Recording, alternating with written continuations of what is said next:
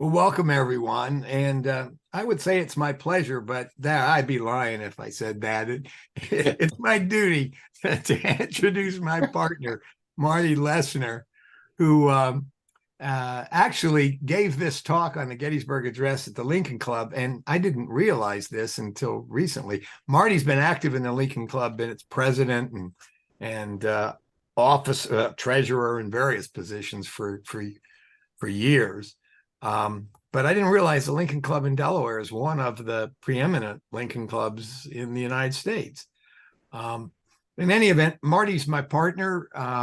He likes to pass himself off as a historian, and he's got two areas of expertise: the Civil War and the Phillies. In fact, Marty actually passed himself off as a play-by-play commentator on one of the Phillies games. And during his commentary on the Phillies, he had more information about the players than any of the regular radio hosts, because Marty is a master of trivia. In fact, I got to tell you, if anything that happens in the office, Marty has an analogy to the Civil War, including telling me once that I should continue to work on a brief, just like Ulysses Grant did on his biography, so that he finished it just before he died. In any event, Marty could pass off as a historian. And he tells me, and I learned this from his talk I think it was a DuPont Country Club, that he actually became fascinated with Lincoln in second grade. This doesn't surprise me, because when Marty becomes fascinated with something, he remains fascinated forever, it seems. But he read Barbara Carey's book, Meet Abraham Lincoln. He tells me he read it 100 times. He also says that he read that book in lieu of any other schoolwork during that period of time. And then he sort of foisted his obsession on his family, and they've traveled all around the country with him on Civil War trips. And now his daughter is following in his footsteps as a history major and a law school student. So with no further ado, I'll turn it over to you, Marty, to tell us about the Gettysburg Address. All right. Well, thanks, Dave. Thanks for the introduction. And just so you don't know, Dave was my mentor in the law. When I was in law school, I worked at Young Conaway and had an assignment with Dave, who marked my paper up with red ink from top to bottom. Rather than be discouraged, I said to everybody, "My God, that guy is really into it. This is the kind of guy I want to work for." And I joined the law firm of Young Conaway specifically because of Dave, and he has mentored me from day one through my career. So I'm sort of like Dave's Frankenstein. He created me and walking around. So if there's any problems with me, you got to really blame it on Dave. So just as an intro to my address, I'm going to be reading it. Abraham Lincoln himself didn't do speeches off the top of his head. He very carefully crafted his speeches. He worked them over and over again. And even though speeches like the Gettysburg Address is only 272 words, and the second inaugural is probably 500 or so words, every one of those words was crafted. In contrast to Edward Everett, who also spoke at Gettysburg, and he spoke for over 2 hours, and he memorized his speech, and he gave it all at the top of his head. So I'm going to be like Lincoln and read my remarks, and then I guess afterwards we can have a discussion if anybody wants to continue. So with that, let me start. At 4:30 p.m. on Wednesday, July 1st, 1863, the first day of the Battle of Gettysburg, Union Army of the Potomac's commanding general, George Meade, concluded that General Lee was rolling the dice and committing his entire Confederate Army of Northern Virginia to the fight. In the days before, the Union Army was spread across northern Maryland, its various corps spaced like the fingers of a hand spread wide. Not knowing Lee's exact location or intentions, Meade had arrayed his corps across a broad front in order to quickly respond and concentrate wherever Lee was found. And Lee had now been found concentrating at Gettysburg, forcing the fight that Lee hoped would bring the decisive blow to the Union. Meade sent an urgent message to Major General John Sedgwick, commander of the Army's Sixth Corps. The Sixth Corps was resting for the evening in Manchester, Maryland, having marched 63 miles over the previous 3 days from Poolesville, Maryland, just outside of the D.C. suburb of Rockville, to Manchester, Maryland, northwest of Baltimore. Darkness had fallen on July 1st when Meade's first messenger rode up the ridge to Fort Hill School, Sedgwick's headquarters on the south side of Manchester. Within minutes, Sedgwick had issued orders to the commanders of the 36 regiments of infantry and 8 batteries of artillery, telling them to form up quickly and move out down the road to Gettysburg. It was an epic march, one of the most extraordinary of the war. The Sixth Corps marched 37 miles in 17 hours to reach Gettysburg on Thursday afternoon, just in time to help save the day.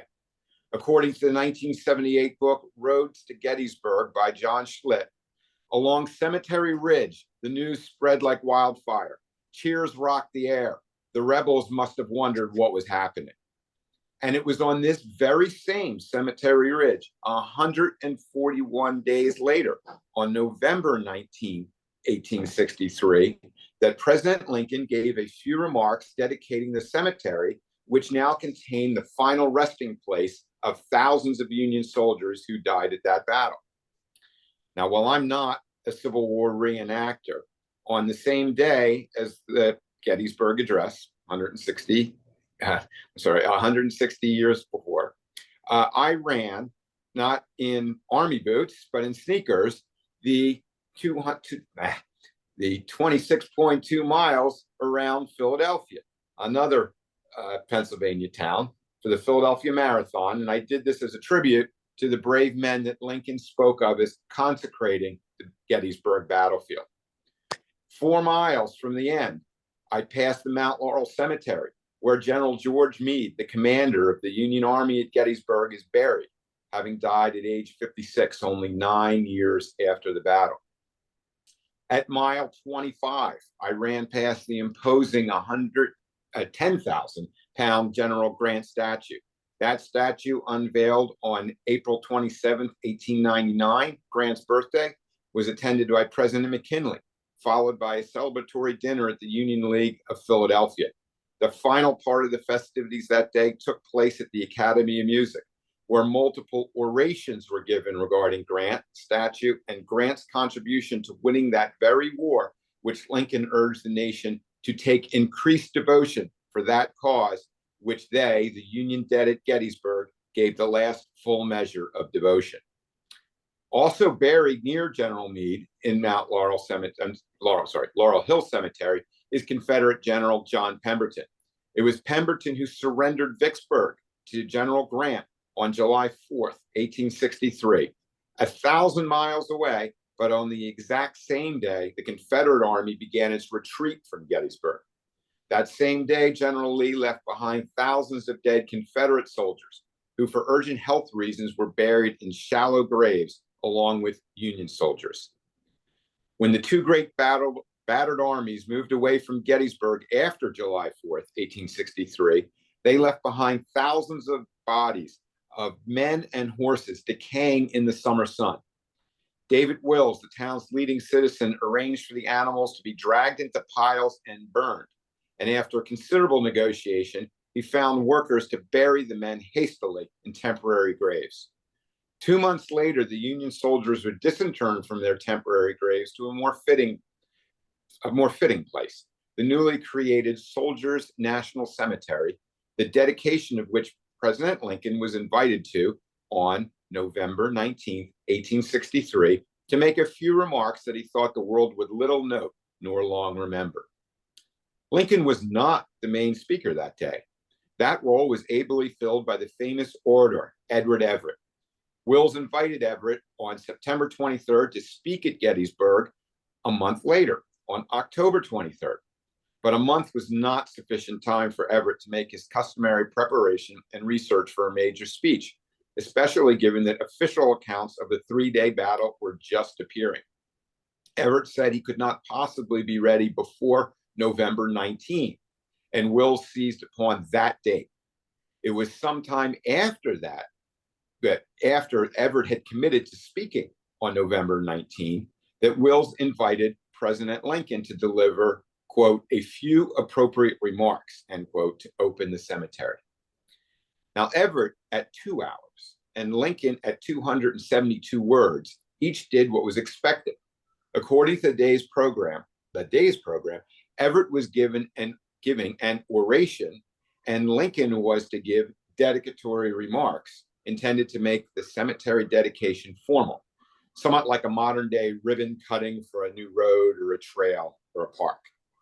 Now, Everett was a famed scholar and a public speaker in an era before pre-recorded video or audio or Zoom. Everett had carefully researched details of the battle. For 2 hours, from memory, Everett recounted the virtues of the Union Army and the Union cause. Everett meticulously set forth the events leading up to the battle and provided a detailed account of the strategic movements of both the Union and Confederate armies. The author, Gary Wills, described Everett's 2 hours of oratory as like a modern docudrama on television, telling the story of recent events on the basis of investigative reporting. Good prose and good theater, delivered with a voice that was sweet and expertly modulated, and much like the length and pacing of a modern rock concert. Now, while Everett's speech was an eloquent and expansive account of the battle and the larger context of the Civil War, at the end of the day, he acknowledged this oration had been superseded by Lincoln, reportedly telling the president, "I should be glad if I could flatter myself that I came as near to the central idea of the occasion in 2 hours as you did in 2 minutes." Lincoln's brief but carefully read and carefully prepared dedicatory remarks were in lean contrast to Everett's oration. But Wills also notes that Lincoln, similar to Everett, cared about the music of words, and that Lincoln read everything aloud, even the newspapers and speeches out of Shakespeare, driving his aides crazy. And Mark Twain once said, "Few sinners are saved after the first 20 minutes of a sermon. At 2 minutes, the Gettysburg is more like a musical song of the day. Triple phrases sound like a drummer solo with no and or but to slow the beat. We are engaged. We are met. We have come. We cannot dedicate. We cannot consecrate. We cannot hollow." There subsequently arose a myth that Lincoln jotted his brief remarks in the back of an envelope or a piece of cardboard while riding the train the 120 miles from D.C. to Gettysburg. There is no evidence to support this myth, and the evidence is all to the contrary. Lincoln's law partner, William Herndon, having observed Lincoln's careful preparation of cases, recorded that he was a slow writer who liked to sort out his thoughts and tighten his logic and phrasing. That is the process Lincoln used in his other memorable public statements. It is impossible to imagine him leaving the Gettysburg Address to the last moment. A funeral oration, or in Greek, ephetatos logos, is a formal speech delivered on the ceremonial occasion of a funeral. Gary Wills summarizes the ephetatos as 2 sections: praise for the fallen and advice for the living. In ancient Athens, the funeral oration was deemed an indispensable component of the funeral ritual, such as to honor those Athenians who died in the Battle of Marathon. Plato stated the requirements of an Athenian funeral were as follows: the speech required is one which will adequately eulogize the dead and give kindly exhortation to the living, appealing to the children and their brethren to copy the virtues of these heroes, and to their fathers and mothers and any still surviving ancestors offering consolation. In the middle of a bloody civil war, finding the right words to say about war's dead is a difficult task, made all the more difficult at a cemetery because words to the living must be said over the dead.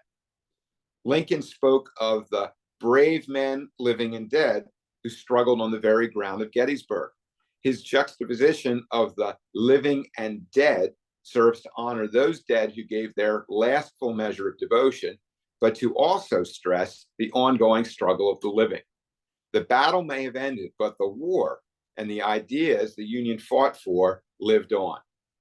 Lincoln noted that the world would little note nor long remember what was said that day, but it can never forget what they did here. This is a universal sentiment at funerals. The words may fade, but deeds and legacies endure. It's a homage to the soldiers, recognizing that actions speak louder than words. Lincoln's closing sentence calls for the living to be dedicated to the great task remaining before us.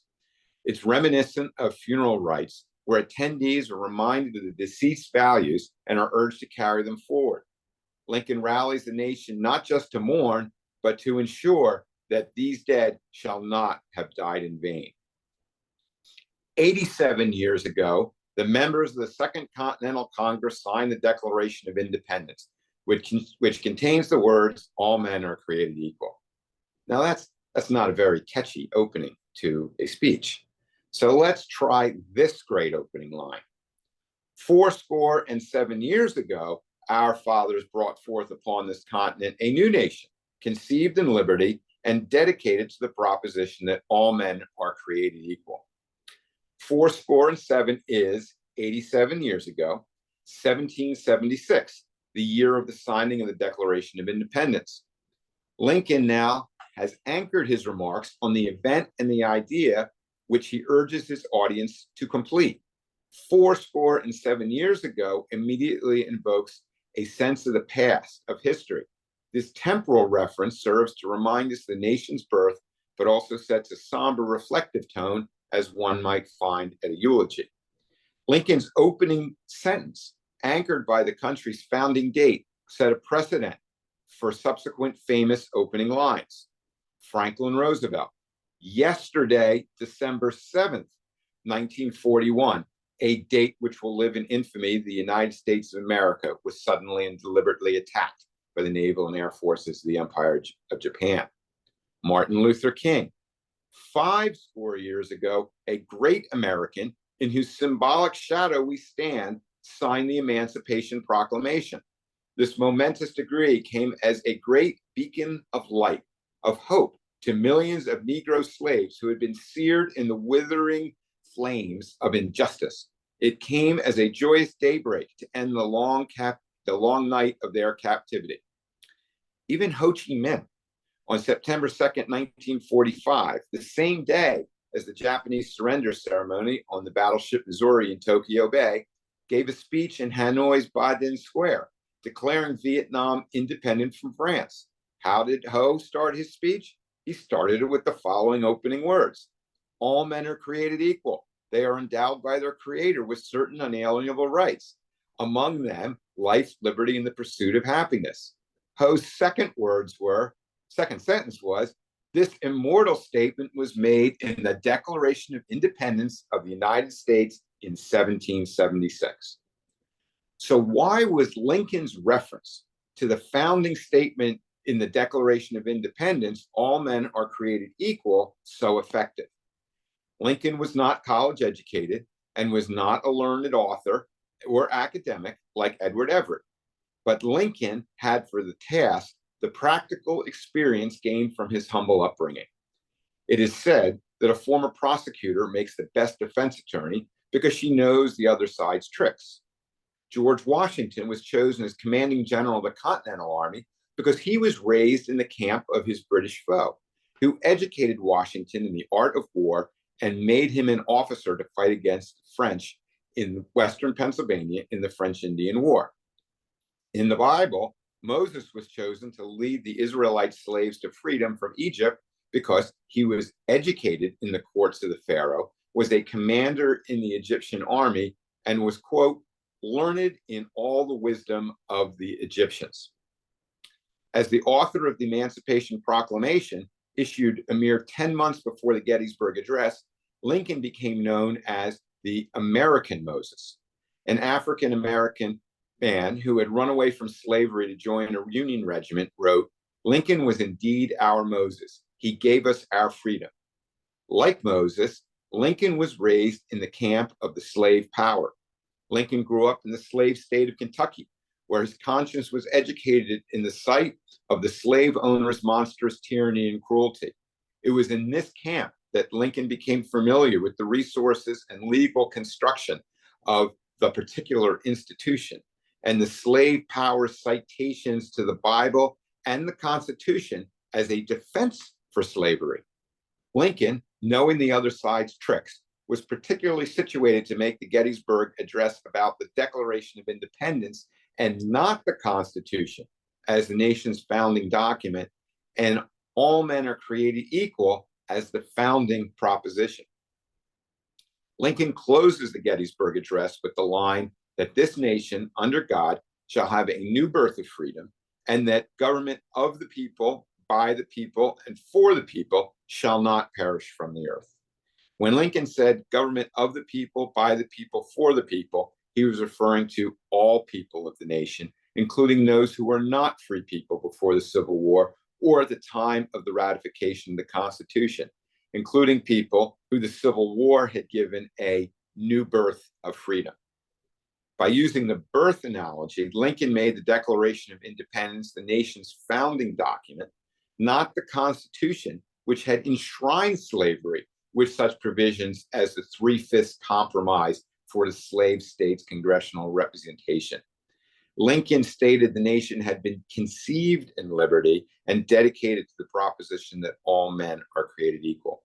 Lincoln made the signers of the Declaration of Independence, not the drafters of the Constitution, the founding fathers. Lincoln made equality among all men a founding principle.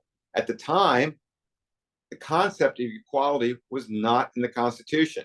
It only got there after the Civil War in the 14th Amendment after Lincoln's assassination, but based in measure to Lincoln's speech at Gettysburg, which pinned the founding idea of our country on equal rights for citizens, regardless of prior servitude in the Southern slavery. Lincoln reframed the very foundation of the American nation in his speech.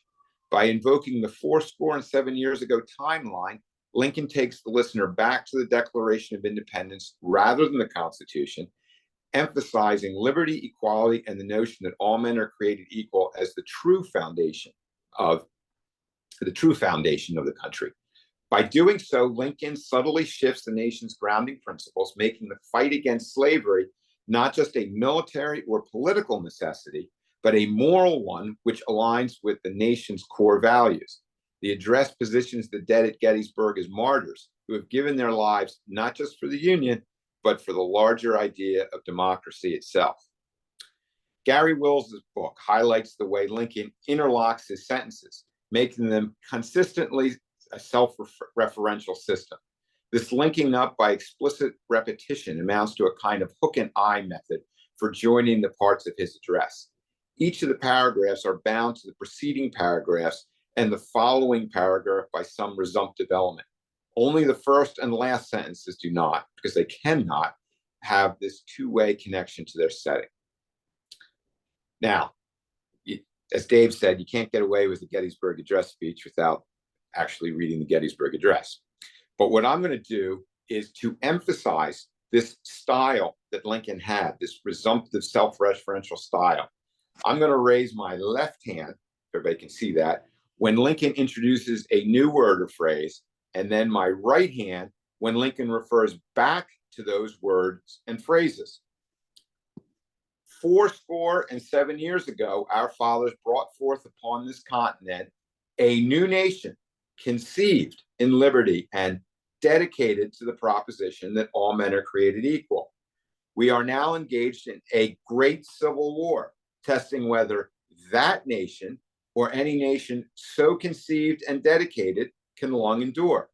We are met on a great battlefield of that war. We have come to dedicate a portion of that field as a final resting place for those who here gave their lives that that nation might live. It is altogether fitting and proper that we do so.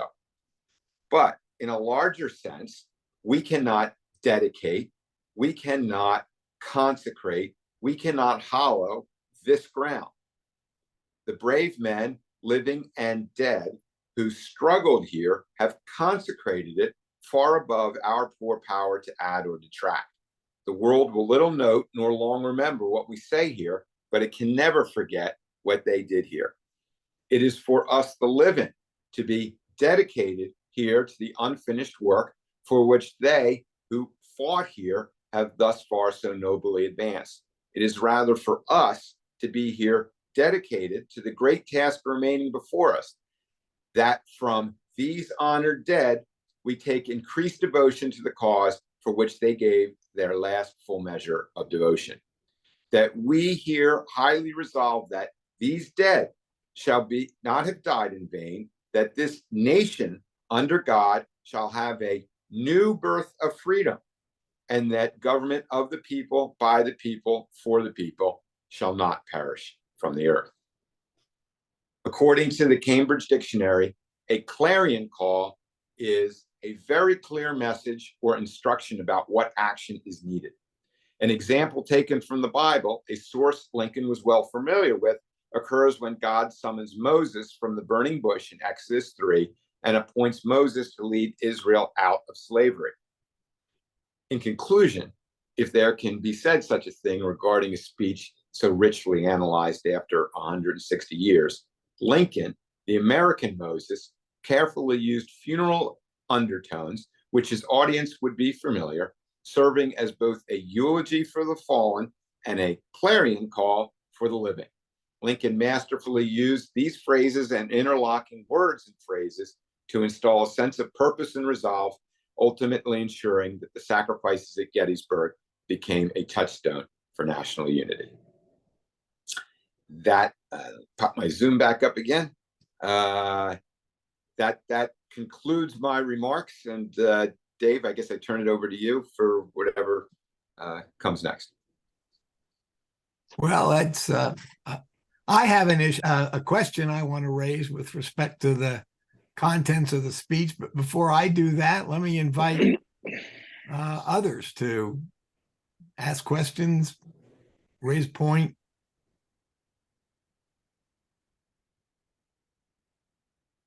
Well, if not, well, Sue? I think actually Maria has her hand up. Oh, I'm sorry, Maria. She used the button. I did it the old-fashioned way. Thank you, Sue. So thank you for this great and stimulating talk. And one is a comment, and that is that I love the way you went back to see the balance in Lincoln's words, his literally going back and forth, and also the fact that he used our words of independence and not the Constitution, which was so fraught with so many other problems, especially for people not being considered equal. But my other thought was that when you said he raised, that this is the birth of freedom, I thought of post-Reconstruction, what became the birth of the nation, and how that contrast to Lincoln's birth of freedom was my comment. But I have a question for you, because I'm hoping that you can clarify for me, because when you mentioned that equality did not become real until the 14th and 15th Amendment, had they been written prior to Lincoln's death? Help me out with the timeline, if you will. So the timing of that is, in January 1st, 1863, Lincoln issues the Emancipation Proclamation, which frees slaves, but only in areas in which the Union soldiers were. So if you were, it frees slaves basically only in areas where the Union soldiers were not. Okay, it was a military measure. So Delaware had slavery, but the slaves were not freed in Delaware or Maryland or Kentucky or Missouri. those were all slave states which fought for the Union, and the Emancipation Proclamation left slavery in place there. It affected slavery in states and areas where the Union soldiers at that time were. It was a military measure. Lincoln realized that a military measure can just as easily be rescinded. And so the Emancipation Proclamation was not any longstanding freeing of the slaves. So while Lincoln was still alive in January of 1865, he was the principal driver, along with, I think, Senator Sumner, of the 13th Amendment. The 13th Amendment abolished slavery. And the 13th Amendment was, as hard as it is to believe, was bitterly debated, because the Democrats of the day were sort of like the segregationist Republicans of now, or they sort of switched. But they did manage to get it passed, the 13th Amendment, and it did get ratified. Although Delaware didn't ratify it until, I think, 1890, but because 3/4 did it. So even after that, all that did was get rid of slavery officially. It was in 1868, after Lincoln had died, was assassinated, that the radical Republicans, called them radical Republicans in the Congress, needed a constitutional amendment to prevent the South from basically backhoeing whatever had fought in the war and instituting, later became Jim Crow, but it's sort of reinstituting slavery. So that was the origins of the 14th Amendment. As far as the citizens, all citizens shall be have due process, equal rights, and citizens was defined by something that wasn't in the Constitution, or at least according to Dred Scott, was that all African Americans were considered citizens. But the 14th Amendment itself didn't take care of the problem, because in the South, African Americans were intimidated from voting. So there was the Ku Klux Klan Act, which tried to prevent voter intimidation. And as a matter of fact, General Grant, when he became president, had to send the military to certain areas to basically disperse mobs who were lynching and otherwise voter intimidation. So the 15th Amendment said everybody had the right to vote. And that was hoped to solve the problem. But after Reconstruction, I would say after Lincoln left, or not Lincoln, after Grant left office, Reconstruction sort of, I'm going to say collapsed, but there was a compromise on Rutherford B. Hayes becoming president. And part of the compromise was the Union Army would withdraw from the South. And once the Union Army withdrew, the rights were not protected, constitutional amendment or not. And it was really not until the 1960s, after 100 years of withering injustice, which Martin Luther King referred to, that the whole Jim Crow era and the promise of the 14th and 15th Amendments really was started to be realized. I'm sorry, that was a very long-winded explanation.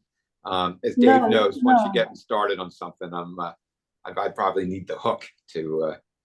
Thank you very much, because my understanding is also that despite the 13th, 14th, and 15th Amendment, we are still very much struggling with all of those rights that were given. And so I continue to question for myself what the power of our Constitution really means. And I'll just leave it at that. Rob? I was just going to say the movie Lincoln, with I think it starred Daniel Day-Lewis, went through the whole process of the 13th Amendment ratification. And Lincoln, that was, I think, in January of 1865. Yeah. So that's a good reference, I think. That movie is excellent in so many ways. It shows Lincoln's humor, and it shows what I think is Lincoln having to explain to people why you needed a constitutional amendment and not just a law which could be easily rescinded, or a military proclamation. But yeah, Rob, that is a great movie, and if anybody hasn't seen that, I would queue it up on Netflix tonight. Sue, did you?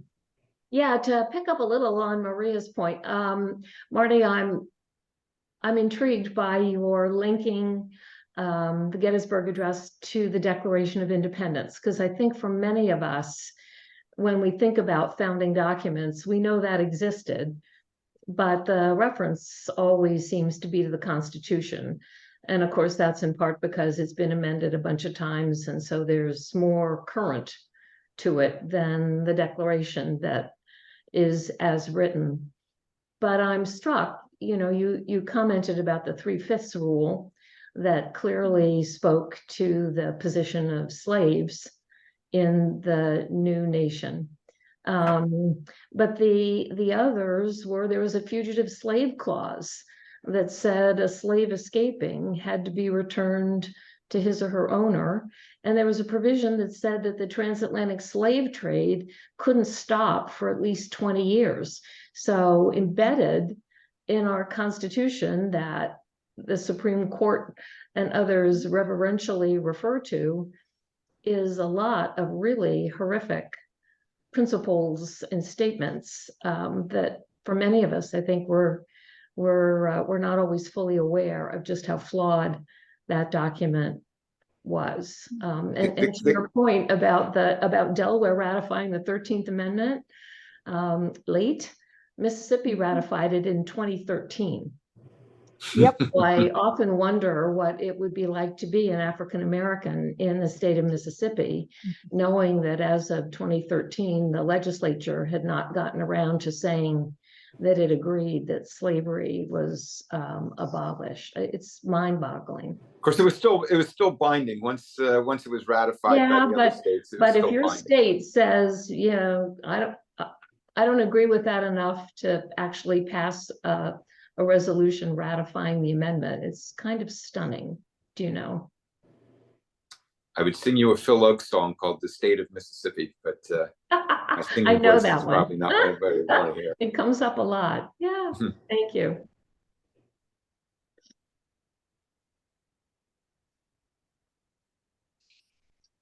Anyone else? Oh, Roger.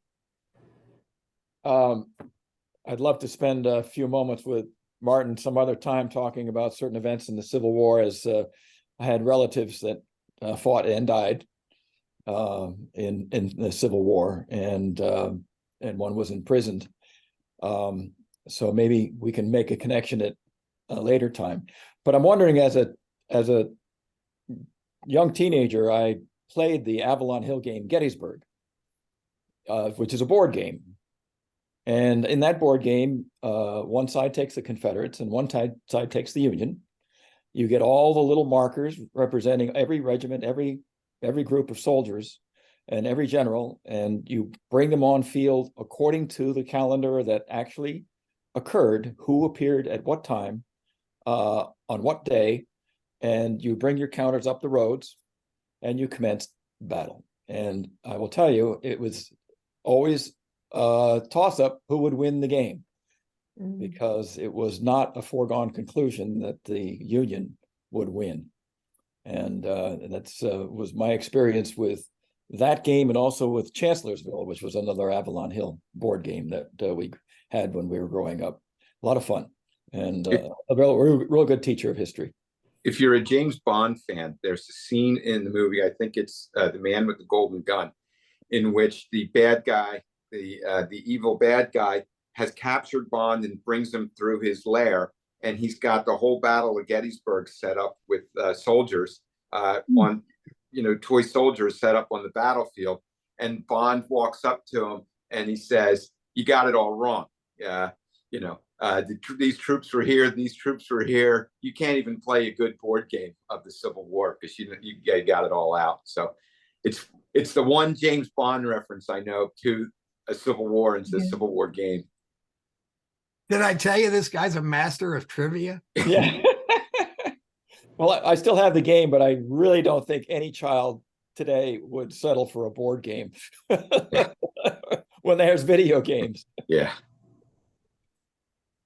Anybody else before I chime in with my question, comment, I don't know. I guess what fascinates me most about this address is Lincoln, of course, is speaking during the middle of a civil war, and of course was president-elect and then president for the events leading up to the commencement of the Civil War. And I sort of wonder, in our circumstances today, and I know it's kind of trite to say it, but I do think it's increasingly more true than I ever thought would be possible, that we are again becoming increasingly divided and polarized in frightening ways. And so I asked Marty, and you don't have to answer this, but if Lincoln were to speak to us today about our current circumstance, having lived through both the events leading up to the war and the war itself, do you have any sense as to what he might say to us? Well, I think he summed it up sort of, I think, in the second inaugural, when he talks about that one nation would rather make war than stay in the Union, and another nation would rather, or another side would rather accept war rather than have the nation leave. And I view those words, the second inaugural, as saying sometimes there's principles that you're going to need to fight over. That sometimes there's principles that just you're going to have to accept the fact that it's going to require force to enforce those principles. And when it does, when you're not willing to use force, those principles will not survive, and there won't be any peace. So if Lincoln had said, you know what, it's not worth fighting over, you would have had a slave nation living right alongside the United States, the free nation. God knows how long it would be before slaves were free. It would probably have been a even bloodier war, fought with more modern weapons. So I think his meaning, the second inaugural, was this was a war that was worth fighting. This was a war that God hasn't blessed. He hasn't taken sides in it, and that's why he put the founding of the nation. It was the founding principle as the principle all men are created equal. That is a principle worth fighting for, and not the Constitution, which is a political compact. Nobody's fighting over that you have two senators, but House of Representatives is proportion to population. That's not a founding principle. People aren't fighting for that. They are fighting for the principle of all men are created equal. So I guess the long-winded way of saying that is, I think Lincoln would say, what are your principles that are worth fighting for? And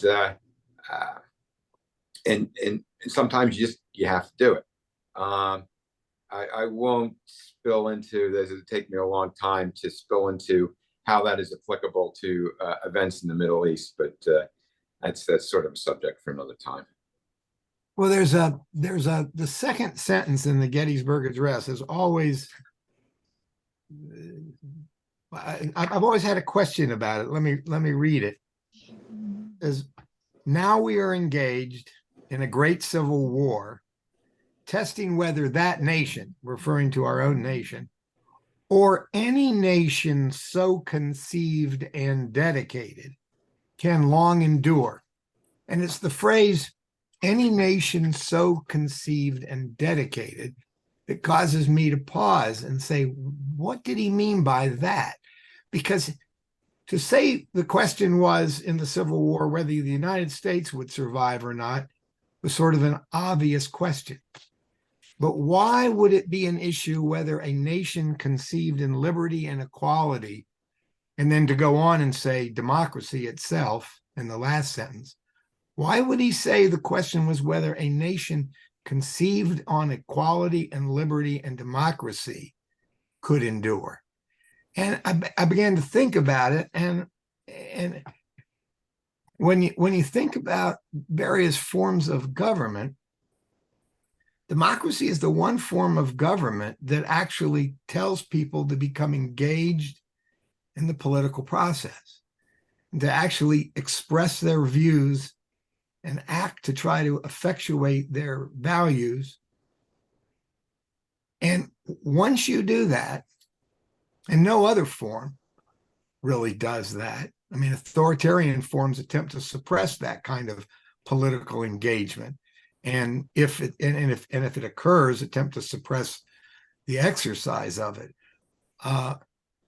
Once you empower people in that fashion, when divisions arise among the people so empowered, and the feelings are so strong, how do you hold the nation together? And it began to occur to me that this question about any nation so conceived and so dedicated, whether that form of government could survive, raises a really fundamental question as to how you maintain unity in a democracy. And of course, in our own case, the unity was maintained only, as Marty says, by force. And our great challenge right now, I think, is to find a way to both effectuate our values and at the same time maintain the unity without the resort to violence. Anyway, that's my own ramblings of say my 1 minute comment on that was that other nations before and afterwards are founded based on the ethnicity. You know, the British are all on one island, and even they had their wars. They're based on maybe the same ethnicity. They lived in the same area, especially European nations, and they're also bound by self-defense. People wanted kings or strongmen as their government so they could defend them against the marauding neighbors that came through. It goes back to the Bible. The people were not happy with having a free society. They wanted a king. They wanted King Saul because they needed somebody who could provide defense against the Philistines and other invaders. The United States was not so conceived and dedicated that we are all homogenous people. It was that when we need self-defense against the Canadians or the Mexicans, we were conceived on a concept that all people were created equal, and we were conceived on a proposition. And so, and as the Civil War showed, people who didn't buy into that at the end, you needed to, if you're going to have a nation, you're basically going to have to use force to do it.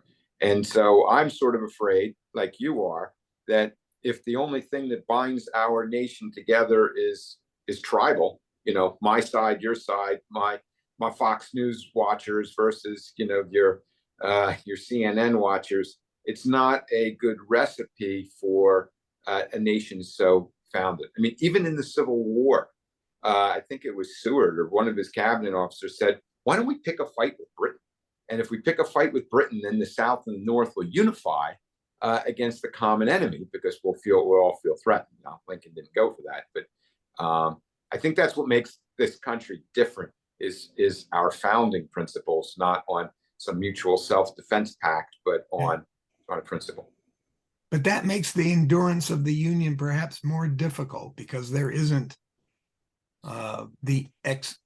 well, maybe there is now,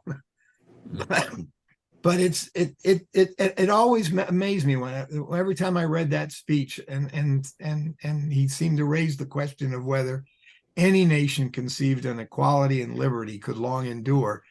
I was wondering, why did he phrase it that way? Why?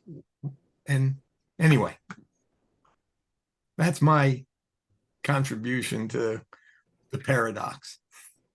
I think there was a hand raised, Dave. Yeah, Maria. I really thank you all for this interesting and stimulating conversation. And I agree with you, David. I would challenge us further. And I really love what you're focusing on. Lincoln's words, I think, are very correct. So when we take, as a founding nation, we took the high road, and we started on that high road. And even when we started on that high road, we really dishonored individuals as full human beings. So you see, even in the beginning, we were ambivalent about this higher ground. We were ambivalent whether we could achieve it. And so, for the sake of the foundation of the government or the country, we initially started compromising. I would suggest that perhaps Lincoln, understanding Plato's, levels of government, that said that, democracy was probably the least likely to succeed, and he felt that an enlightened despot was a good way of government. I don't know if he was thinking about that, but I think Lincoln understood that we were failing. And even with all of our rights and everything that we've instituted, I'm sorry. Look at our legal system. Look at how much our Supreme Court has failed to defend the equality and the freedom of people for a long time. And our government on federal level, on state level, we have compromised, gentlemen. So what we have is exactly what Lincoln is saying. Will we survive? Because we don't really live to these principles. And it's not just Republicans or Democrats. I think both parties have been negligent on the rights and equity of all of our people. And so I would challenge that, yeah, I really have to look at Lincoln's words, and we are in danger, but we're in danger because we've been hypocritical. I don't know how else to put it. Sorry. And I think what you're saying is a little different interpretation than I was putting on it, but now I see it, is that whether such a nation so conceived could endure is a question of whether anyone could live up to those ideals. And not, I mean, the Constitution was a political compromise, and all of these issues about slavery and not slavery, were hashed out in a very long, hot summer. And it was agreed, though, that it was never going to be perfect. And if you wanted to have a nation that included the South, you're going to have to include this. And, this was specifically Ben Franklin, who was the founder of, Abolitionist Society. He urged that the Constitution be ratified despite all its flaws, because there was an amendment mechanism, and said that, eventually it can be amended. And eventually it was amended. It wasn't a perfect document. It is more, I would say, it laid the framework for future amendment. It's more aspirational, and whether people can fulfill those aspirations is, a battle we see every day. Anyone else?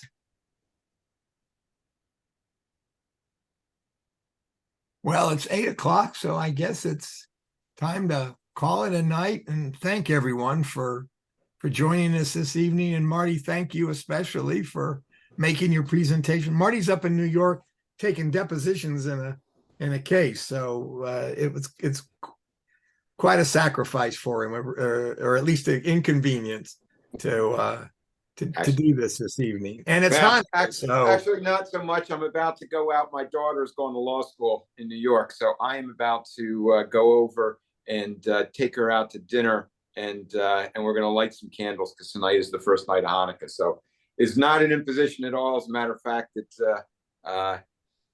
I had fun doing it. Thanks for inviting me, and I'm going to now make the best of a good evening. Yeah. Well, we're very grateful to Dave for arranging this, and for Marty. Really a thought-provoking, and you think stuff about American history, and yet there is so much. And I thank you for bringing to light this aspect of our history and its relationship both with the Gettysburg Address and and our circumstances today. It's been a wonderful experience. So thank you. And I want to thank everybody who's been here and let you know that next week we are having Michael Combach speak. He is the leader of the Creative Vision Factory in Wilmington that provides individuals on what's called the behavioral health spectrum opportunities for self-expression, empowerment, and recovery through the arts. It's largely funded by the state of Delaware's Division of Substance Abuse and Mental Health, and it's a peer-run program in the heart of Wilmington's Arts and Cultural District that sees those in recovery from mental health and addiction disorders as genuine partners in the development of a more creative and just city. So I think everyone will find this to be a really compelling and interesting topic about work being done in our midst. So we look forward to seeing you next Thursday. Thank you all for being here. Thank you. Everybody. And happy Good night. Hanukkah. Thank you. Happy Hanukkah. Thanks. Good night. Right. Good night. Night.